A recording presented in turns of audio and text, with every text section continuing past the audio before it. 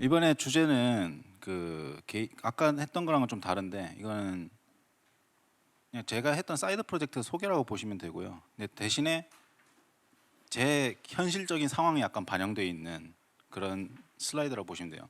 커뮤니티 활성화를 어떻게 시킬 것인가. 대신에 제 현실적인 한계는 뭐냐면 제가 지방에 살고 있어요. 그리고 아주 어린 딸이 있어요. 그러니까 이동을 못하는 어디. 그러니까 근데 대부분의 커뮤니티 활동은 수도권에서 일어나거나 뭐 그런 식이잖아요. 근데 어떤 식으로 방구석에서 코딩만 하는 인간이 커뮤니티의 활성화에 기여를 할 수 있었는지 이런 내용을 좀 다뤄보려고 합니다. 뭐 소개를 대충 하면 이런 일을 하는 사람이에요. 그냥 머신러닝하고 구글 클라우드 플랫폼하고 허깅 페이스 프레임워크하고 텐서플로우 코리아 이런 식으로 좀 모노발식으로 커뮤니티 활동을 하고 있는 사람이고요. 그래서 먼저 활성화가 뭔지 일단 제목을 제가 커뮤니티 활성화라고 던져놨는데 활성화의 정확한 뜻을 제가 모르겠더라고요. 찾아보니까 사회나 조직 등의 기능을 활발하게 했다든지 아니면 그 기능을 활발하게 한다는 의미를 가지고 있더라고요. 근데 커뮤니티 활동을 하다 보니까 커뮤니티마다 그 조직의 기능이 다 다르잖아요. 그러니까 그 기능을 활성화하는 방향도 다 다를 거다. 이게 제가 그걸 사실 염두에 두고 이런 컨트리뷰션을 해온 건 아닌데 돌이켜 보니까 그런 것 같아서 그럼 각각의 커뮤니티 특징은 뭐고 그 특징 속에서 뭐가 부족하다고 제가 느껴서 코드를 만들면서 오픈 소스 프로젝트를 하면서 어떤 식으로 기여했는지 이런 내용을 좀 다뤄보려고 합니다. 그래서 이 발표가 좀 도움이 될 사람들은 아마 이제 커뮤니티 운영하시는 분들인데 뭐 이런 식으로도 커뮤니티를 좀 더 활성화하는 데 도움이 될 수 있겠다. 이런 식으로 좀 아이디어를 얻어 가셨으면 좋겠다는 생각을 하였습니다.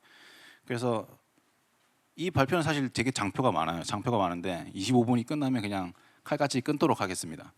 그래서 아니면 그냥 말을 빨리 해서 빨리 끝내든지 하여튼 총 4개의 커뮤니티에 대해서 얘기를 할 거예요. 첫 번째는 텐서플로우 코리아고요. 두 번째는 fast.ai 코리아고 세 번째는 구글 디벨로퍼스 엑스퍼트고 네 번째는 허깅 페이스입니다.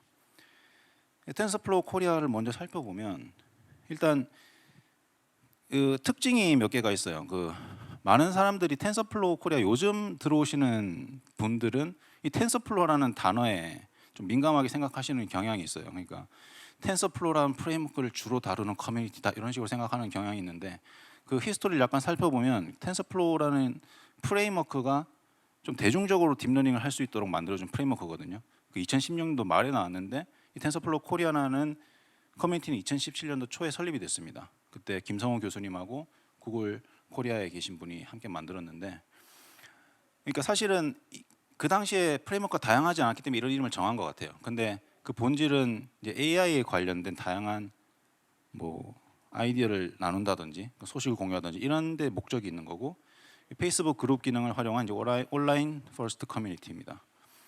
그리고 하여튼 제가 이 오픈 소스 프로젝트를 할 당시에는 하여튼 다양한 수준과 다양한 주제의 그런 것들을 다루는 사용자층이 상당히 두터웠어요. 지금은 제가 잘 활동을 안 해서 잘 모르겠는데 지금도 사람들이 많이 활동을 하고 있는 걸로 알고 있는데 커뮤니티 그 컨텐츠 질이 얼마나 높은지는 제가 확인을 안 해봐서 섣부르게 말씀드릴 수는 없을 것 같지만 하여튼 이런 일들을 하는 곳이에요. 그래서 AI 분야의 지식과 소식을 공유하는 그런 커뮤니티 역할을 하고 있었고요. 그리고 부가적으로 약간 서브 그룹 모임이라든지 이벤트 개최 이런 것들을 하고 있습니다. 그래서 제가 여기서 이제 집중했던 부분은 제가 개인적으로 텐서플로우 커뮤니티라는 곳에 여러 가지 글을 한 1년 동안 거의 일주일에 2편씩 항상 작성을 해서 공유했었는데 그게 사람들한테 상당히 선한 영향력을 미칠 수 있다는 것을 그냥 제가 개인적으로 경험을 했어요. 그리고 저 말고도 그런 식으로 정보를 공유해 주시는 분들이 많다는 사실도 알게 됐죠.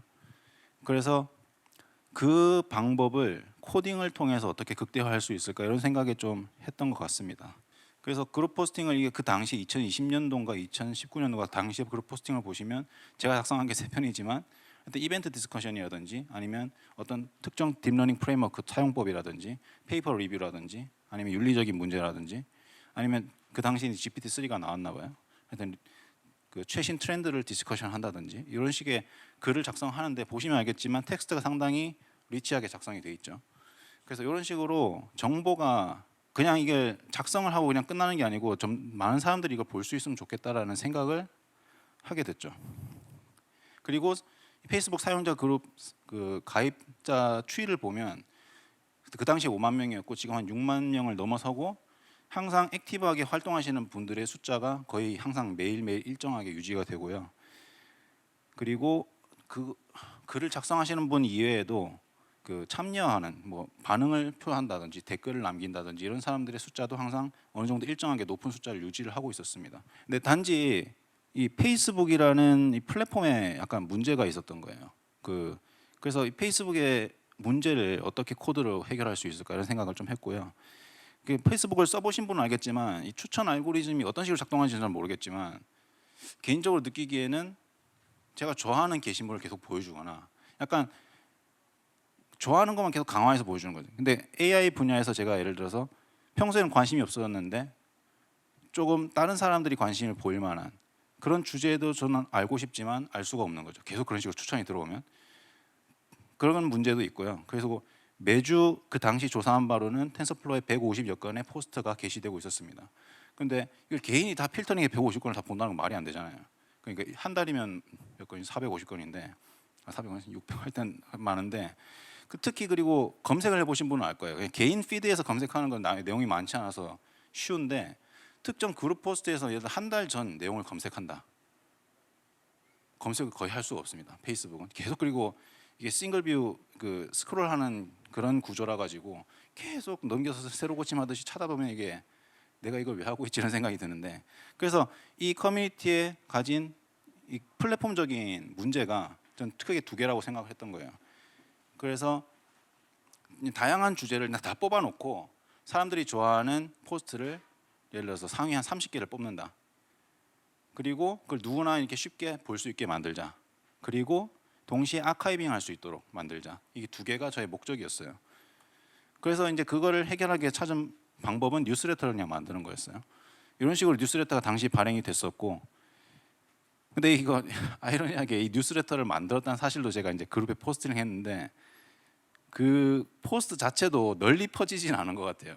약간 그러니까 페이스북이 그걸 많은 사람들한테 추천을 해서 많은 사람들이 가입을 했으면 좋았겠지만 생각보다 많은 사람이 가입을 하진 않았어요. 근데 올릴 때마다 가입자 수가 느는 걸로 봐서는 올릴 때마다 새로운 사람이 보고는 있는 것 같아요.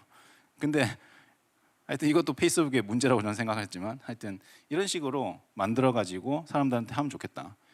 이런 식으로 생각해서 만들었고 근데 커뮤니티 기여할 때 이걸 만들면서 세 가지 이제 원칙이 세워지더라고요. 그 세 가지 원칙이 뭐냐면 일단 무료여야 한다.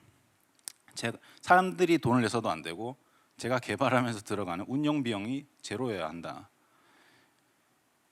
그렇죠? 누가 돈 내고 쓰겠습니까? 그리고 돈 내고 쓸 수도 있겠지만 개인적으로 어떤 서버를 두고 서비스를 한다면 제가 이 커뮤니티를 떠났을 때 제가 계속 서버 비용을 부담할 수도 없는 노릇이고 유지 보수가 어려운 거죠. 최대한 유지 보수 인력이 또 0에 가까워야 한다. 왜냐하면 모든 운영진분들이 다 참여해가지고 컨트리뷰션해서 오픈소스를 만들면 상관없겠지만 그런 건 아니거든요. 그냥 저는 제 아이디어가 있었고 그 아이디어를 그냥 김성훈 교수님하고 얘기를 해가지고 그냥 만들긴 했지만 거의 저 혼자 만들었어요. 근데 제가 텐서플로우 운영진으로 텐서플로우 코리아 운영진으로 활동을 안 하게 됐을 때 과연 이게 유지 보수가 되냐 안 되냐 이게 좀 그런 걱정이 되더라고요. 그래서 최대한 아무도 관여 안 하고 이 서비스는 계속 지속될 수 있도록 만드는 것이 중요하다. 그리고 최대한 커뮤니티 멤버의 참여를 끌어낼 수 있어야 한다. 왜냐하면 그냥 정보만 퍼주는 것도 중요하지만 다른 사람의 참여를 이끌어낼 수 있어야 그 커뮤니티는 성장할 수 있기 때문에 이 세 가지 목표를 달성하는 것이 중요하다 생각하게 됐죠. 지금도 이런 건 중요하다 생각하고 이런 쪽으로 많이 생각을 해서 뭔가를 만들면 항상 이 세 개는 좀 지키려고 노력을 하는 편인 것 같습니다. 어떤 식으로 해결했냐면 일단 무료여야 한다는 부분은 GitHub 액션으로 해결을 했고요. 그리고 한 개의 메일 가지고 메일을 이렇게 막 다 보내는 것보다는 구글 그룹스라는 기능을 통해서 여기 구글 그룹스라는 기능을 통해서 여기에 이제 메일링 리스트처럼 사람들이 막 가입할 수가 있어요. 그럼 제가 구글 그룹스에 메일 한번 때리면 그 메일이 다른 그 메일링 리스트에 가입한 사람은 다 디스트리뷰션 될 수가 있고 그리고 운영 비용이 제로죠. 유지 보수 비용도 없죠. 그냥 그리고 그 당시에 이제 페이스북 정책상 액세스 토큰 발행이 좀 제한돼 있었어요. 영구적으로 사용할 수 있는 액세스 토큰은 없었고 임시적으로 사용할 수 있는 액세스 토큰을 발행해 줬는데 이걸 주기적으로 리프레시를 해줬어야 했어요. 그래서 그런 부분을 해결하기 위해서 그래서 메일을 메일을 보내고 메일을 보내고 구글 그룹스에 메일을 디스트리뷰션 한 다음에 액세스 토큰을 자동으로 리프레시해서 다시 그 리프레시 토큰은 어차피 암호화돼서 저장돼야 되니까 GPG로 암호화한 다음에 다시 저장을 해서 커밋을 해놓으면 항상 그 저장소 내에는 유지가 되는 거죠. 하여튼 이런 식으로 이거 파이프라인을 만들어서 한 반년 동안 정말 잘 썼어요. 근데 점점 그 페이스북 정책이 복잡해지면서 앱 검수를 하는데 이거 어디 쓰는지 궁금해하더라고요. 어디 쓰는지 궁금해서 제가 계속 뭐 동영상도 찍고 사진도 찍어서 올렸는데 저장소 이런 거는 안 받아주는 것 같더라고요. 그래서 실제 서비스가 어디 쓰이느냐 뭐 이런 걸 따졌던 것 같아요. 그래서 하여튼 몇 번 했는데 안 돼서 그냥 뭐 저희 할 일도 있고 일단은 폭발하기보다는 일단 서비스가 다운됐어요. 그래서 여기서 이제 얻은 중요한 교훈은 커뮤니티 그 세 가지 원칙도 중요하지만 최대한 외부 플랫폼 의존도가 낮아야 한다는 거죠. 그러니까 제가 커뮤니티를 평생 이끌고 갈 거면 상관없는데 그럴 게 아니라면 외부 의존도가 낮아야 한다. 물론 GitHub까지 폭파가 되면 아무것도 할 수 없겠지만 일단은 그런 생각을 하게 되었던 것 같아요. 그리고 이제 텐서플로우에는 아까 말씀드린 것처럼 여러 서버 그룹 모임이 있습니다. 그래서 일단 이건 폭파된 대로 놔두고 또 다른 프로젝트를 했어요. 그 PR10이라는 그 소규모 모임이 있는데 이게 뭐냐 하면 2017년도부터 지금까지 계속 12명의 사람들이 기수별로 모아서 논문을 읽고 리뷰하는 동영상을 올리는 그런 그룹 모임이에요. 그래서 2017년도에 해가지고 총 지금 5기수가 4기수까지 완료가 됐고 5번째 기수가 진행을 하고 있고 각 기수당 100편의 논문을 리뷰를 하고 있습니다. 그래서 동영상으로 남기고 있죠. 근데 이게 문제가 뭐였냐면 누군가가 플레이리스트 또 관리를 해야 되는 거예요. 자동으로 관리를 안 해주는 거죠. 왜냐하면 유튜브에 동영상을 올리는데 거기에 어떤 채널을 만들어서 올려도 상관없겠지만 그것보다는 개인적으로 올리고 싶은 사람도 있을 거고 그냥 그런 거에 그냥 자유도를 준 거예요. 그러니까 동영상이 여기저기 다 퍼져 있었던 거죠. 누군가가 큐레이션을 해줘야 돼요. 플레이리스트를. 지금은 누가 만들어서 제가 봤을 때는 플레이리스트를 4기수까지는 잘 정리를 해놨더라고요. 최근에. 근데 또 이게 어느 순간 기수가 바뀌면서 정책이 어떻게 될지 모르니까. 근데 누군가가 하여튼 에디셔널 에포트가 필요한 거죠. 그래서 이것도 마찬가지로 이제 큐레이션 해줘야겠다. 자동으로. 이런 생각을 좀 했던 것 같아요. 근데 그것과 동시에 논문을 리뷰하면서 동시에 인공지능 쪽은 이제 논문을 보시면 다 아시겠지만 구현 저장소라든지 이런 내용들이 항상 같이 딸려 있기 때문에 이런 걸 같이 볼 수 있도록 연계를 하고 아니면 나중에 읽어보고 싶은 사람에서 이메일로 보낼 수 있다든지 아니 좀 부가적인 기능을 좀 더 넣으면 좋겠다 이런 생각을 해서 이걸 그냥 짬뽕 해가지고 뭔가를 만들어 보자 해서 그 당시에 제가 코딩 맛집이라는 그 커뮤니티를 운영하고 있었는데 거기 계신 분들하고 해가지고 여기도 한 분 계시는데 그 이게 그냥 이런 걸 만들었어요. 근데 이게 약간 좀 제 욕심이 좀 지나쳤던 것 같아요. 왜 욕심이 지나쳤냐면 그 당시에 좀 새로운 걸 배우고 싶다는 그런 좀 생각이 좀 강했던 것 같아요. 특히 쿠버네티스 이런 걸 좀 사용해 보고 싶다. 사실 서버까지 둘 필요는 없는데 서버를 둬 가지고 하여튼 그 이야기는 좀 이따 드리고요. 하여튼 최종적으로 만든 결과물은 이거예요. 플러터 애플리케이션인데 그 구조로 사용했던 다양한 이제 기술들을 찍먹을 하는 듯했지만 그 계신 분들 중에 그 코딩을 잘하시는 분도 있고 아키텍처적으로 많이 이해도가 높으신 분도 있고 해가지고 제 개인적인 신분은 이제 연구원이니까 연구원의 문제가 뭐냐면 특정 핵심 코어 알고리즘은 연구를 하는데 프로덕션 레벨은 어떻게 돌아가는지 몰라요. 그러니까 제가 예를 들어서 연구원이었다가 갑자기 서비스를 만든 사람으로 이직을 하고 싶다 했을 때 그런 두려움이 있는 거죠. 그래서 저는 약간 좀 그런 갭을 메우고 싶은 개인적인 욕망이 좀 있었어요, 이 당시에. 그리고 개인적으로 지금 전 네트워크 연구하는 사람인데 저희 부서는 그냥 다 인베디드 C 이거밖에 안 사용해요. 물론 저는 개인적으로 자바도 쓰고 하지만 그것도 아주 얼기설기 만드는 수준으로 만드는 경우도 많고 하여튼 그래가지고 이런 것도 좀 사용해 보고 싶다. 요즘 뭐 트렌드라는데 그래가지고 이런 것들을 다 해결해 보고 싶어서 이런 식으로 프로젝트를 진행했어요. 그래서 사용된 기술들이 그 당시에 고도 남들이 많이 쓰니까 저도 한번 써보고 싶고 해가지고 했고 플로터로 만들고 그리고 이게 좀 문제인데 하여튼 서버 오케스트레이터로 쿠버네티스인데 서버리스 형태로 제공하는 옥테토라는 서비스를 활용을 했고요.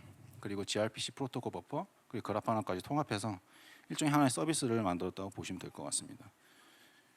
그리고 커뮤니티 참여를 이끌어낸다는 차원에서 여기 보시면 그 아까 전에 세 가지 원칙 중에 두 가지는 만족을 하거든요. 그 무료로 유지 보수 인력이 최대한 없어야 한다까지. 근데 커뮤니티의 참여는 어떻게 이끌어낼 수 있는가? 그걸 고려하고 만든 건 아니지만, 왜냐하면 이거의 근본적인 문제가 계속 어딘가를 크롤링해서 정보를 긁어오는 게 아니고, 누군가가 예를 들어서 유튜브 링크를 주는 거예요. 이 동영상이 누락이 되었다 알려주면 그 링크를 기반으로 일단 논문 정보를 수집을 하고 구현 코드 저장소들을 수집을 하고 그런 식으로 딱 완성을 해가지고 애플리케이션으로 딱 띄워주는 그런 거였거든요.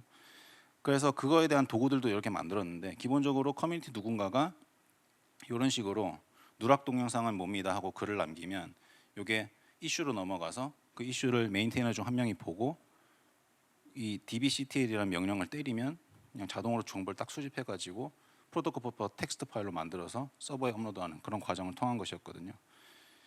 그래서 이제 뭐 여러 가지 블로그 작성을 했는데, 이것도 현재는 일단 이렇게 됐어요.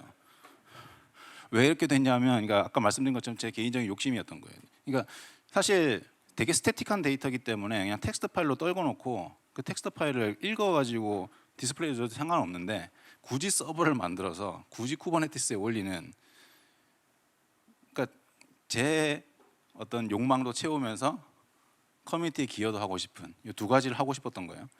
근데 방향은 모르겠어요. 하여튼 근데 그걸 그런 식으로만 바꾸면 이 서비스는 다시 재개될 수 있을 것 같아요. 그래서 그걸 좀 생각을 해보고 있고요, 지금은. 그래서 그런 부분들을 추가적으로 고민하겠습니다. 세 가지 원칙 플러스.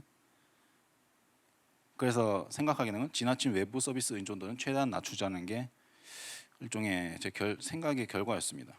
그래서 일단 뉴스레터 서비스는 당장 페이스북 정책 때문에 제가 살릴 수가 없으니까 별도의 뭔가 오픈 소스 프로젝트를 만들었어요. 이게 뭐냐면 대신에 이제 커뮤니티 참여에 대해서 의의를 좀 두자. 그래서 똑같아요. 그냥 결과물은 이렇게 뉴스레터를 발행을 해주는 건데, 뉴스레터에 들어가는 내용을 야물 파일 형식의 작성을 쭉 하면 그것을 PR 머지를 시켜버리면 그게 예를 들어서 10건 정도가 모였다. 그럼 자동으로 뉴스레터를 발행해 준 거예요. 그러니까 이건 제가 다 큐레이션해서 발송해도 되지만, 이거를 커뮤니티 참여자, 구성원들이 각각의 PR을 날리는 경험도 할 수도 있고, 직접 내용을 작성을 해서 커뮤니티 자체에 기여도 하고 동시에 뉴스레터를 발행하는, 이렇게까지 진행을 할 생각인데, 생각해보니까 지금 일단 야물 파일 작성을 이런 식으로 하는 건 상당히 그 데이터 밸리데이션 체크라든지 뭐 여러 가지 이슈가 있기 때문에 지금은 요거를 쉽게 작성할 수 있는 프론트엔드 단을 좀 만들어서 더 씌운 다음에 이런 식으로 만들어 볼 생각이에요. Fast.ai 코리아에서는 뭘 했냐면 이런 걸 했어요. 그 Fast.ai가 뭔지 모르신 분이 상당히 많잖아요.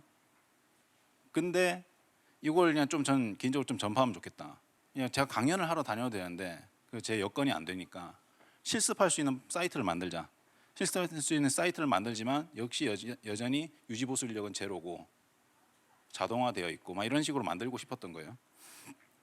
그래서 이렇게 만들었어요. 이게 뭐냐면 그냥 오픈 소스로 나와 있는 거를 제가 좀 개조해서 만든 거예요. 이게 뭐냐면 소스 코드 같은 거를 직접 작성을 하는데, 여기 보시면 이렇게 빈칸이 돼 있잖아요. 이 문제를 이 빈칸에 대해서 솔루션을 클릭하면 솔루션을 보여주고, 아니면 제가 그냥 코드를 작성해서 런 코드를 하면 이 코드가 마이바인더라는 서비스로 그냥 전송이 돼서 도커로 빌드가 돼서 실행되고, 그 결과가 여기 보시는 것처럼 그래프까지 이런 식으로 딱 띄워줍니다. 이런 식으로 해서 이런 식으로 기여를 했다. 이런 방법도 있고요. 그 다음에 이거는 여러 가지 그 MLOps 관련돼서 프로젝트를 할 때 기본적인 기본 틀을 만들었고, 그 관련해서 진행을 하다 보니까 깊이 있게 들어가는 것도 중요한데, 이 MLOps를 원하는 사람이 정말 MLOps를 깊게 파는 엔지니어도 있지만 인디비주얼 디벨로퍼 같은 경우도 이걸 활용하고 싶을 수 있잖아요. 그러면 클라우드 상에서 제공하는 AutoML 기능 같은 걸 활용할 수 있는데, 그래서 오픈 소스로 기여할 수 있는 그 층이 상당히 다양하다는 걸 알게 됐고, 그 관련된 것을 이런 식으로 만들었죠. 여기도 비슷하게 이제 코드랩이라고 있는데, 그 코드랩을 GitHub 스태틱 페이지로 만들어 가지고 원래 이건 서버를 둬 가지고 구동하는 방식으로 구글에서 만든 코드랩인데, 그걸 이제 GitHub 페이지스 기반으로 그냥 만들 수 있도록 이렇게 만드는 거고, 아쉽지만 이거는 저 혼자 거의 쓰고 있어요. 하여튼 많은 사람들이 기여해 주면 좋겠는데. 그렇고 헝킹 페이스 같은 경우는 그 사실 얘들이 여러 가지 판을 벌렸는데 이 허깅 페이스가 유명한 건 결국 아직도 트랜스포머라는 패키지 때문이에요. 그리고 그것을 좀 많이 밀고는 있는데 사실 가보면 진짜 말도 안 되게 다양한 일을 하고 있거든요. 근데 얘들이 하고 싶은 거는 기본적으로 자기네들이 만든 그 트랜스포머라는 패키지가 다양한 환경에 통합돼서 사용할 수 있는 그런 시나리오를 꿈꾸는 것 같아요. 그래서 진짜 ML 전문가를 뽑는 게 아니고 ML도 할 수 있지만 어느 정도 다양한 분야의 전문가들을 이렇게 채용을 하려고 하는 그런 움직임이 좀 있습니다. 그래서 MLOps 쪽은 얘들이 태클을 거의 다루질 않더라고요. 그래서 관련해서 클라우드를 어떻게 배포하는지, 그리고 전체적인 MLOps 파이프라인을 어떻게 만들고 단계별로, 예를 들어서 처음에는 모든 MLOps 파이프라인을 다 구축하지는 않을 거잖아요. 그냥 데이터 넣고 학습시키는 거, 이 정도만 해볼 거고, 그러면 데이터 검증도 한번 넣어볼까? 그다음에 이런 단계별로, 그다음 모델 검증도 해보고, 서빙 인프라는 어떻게 구성하고, 이런 단계적으로 공부할 수 있는 매터리얼 같은 걸 제가 좀 만들고 있고, 이런 식으로 기여를 하고 있다. 좀 사실 한 개 한 개가 기술적으로는 좀 디테일하게 설명드릴 수 있는데, 이 주제는 이제 제가 방구석 코드로서 무엇을 기여했는지 쇼케이스라고 보시면 되고요. 이런 식으로 할 수 있으니까 여러분들도 어떤 커뮤니티로 오거나이징하면 좀 도움이 됐으면 좋겠습니다.